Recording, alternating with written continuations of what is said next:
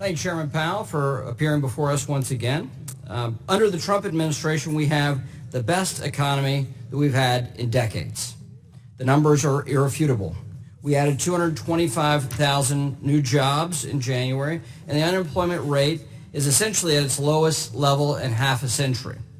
This prosperity is being shared by all Americans, from African Americans and Hispanics, where their unemployment rate has reached record lows last year.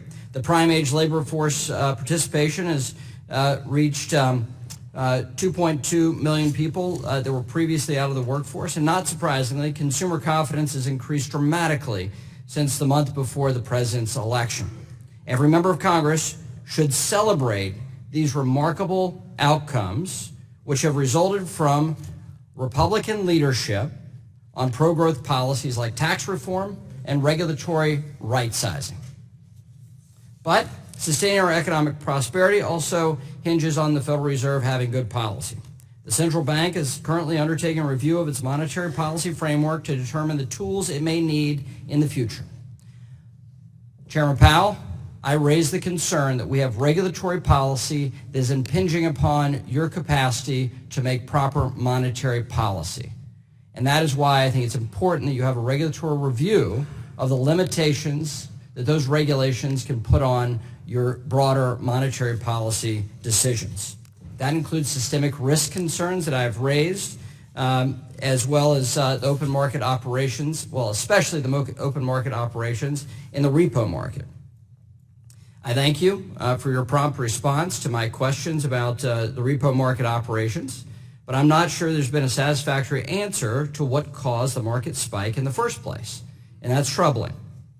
I've also voiced my concerns with the transition from the LIBOR reference rate. We have 9 months later, I'm still concerned consumers will be impacted by the transition. We still have contracts written to the LIBOR reference rate, and I think given the recent volatility in the repo markets, I'm concerned about the subsequent volatility in consumer-facing products, including mortgages, auto loans, business loans, and other consumer loans, as this new reference rate is derived from secured overnight financing. At previous hearings, I've spoken about the cyber threats posed to our financial institutions and your institution, and China in particular. Yesterday's news about the Equifax data breach is deeply troubling and is a wake-up call to every single policymaker that we need to take the threat of China and the Chinese Communist regime quite seriously. If we're not taking them seriously, have no fear. They are taking us very seriously. And now they have basically all of our data, too. So the spillover effects of this question of Chinese policy is significant, not just for cybersecurity, but what we're seeing with the coronavirus and the destabilizing effects it has on global health.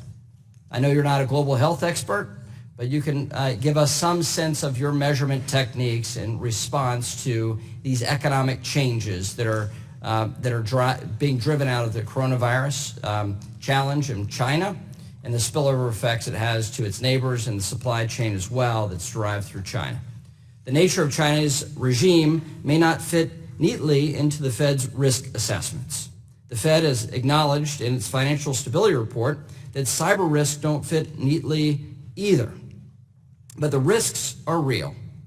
Even though our data is limited coming out of China, and the limited data we have, we question still, we should reflect appropriately upon what we know and how we respond as an American government and to the Western world in response to these threats, both cyber and health risks, and the spillover effect it has on our economy. So again, Chairman Powell, thank you for being here. Thank you for your openness. Thank you for your approach as Chair of the Federal Reserve to be in the language of the people rather than simply the language of the PhDs.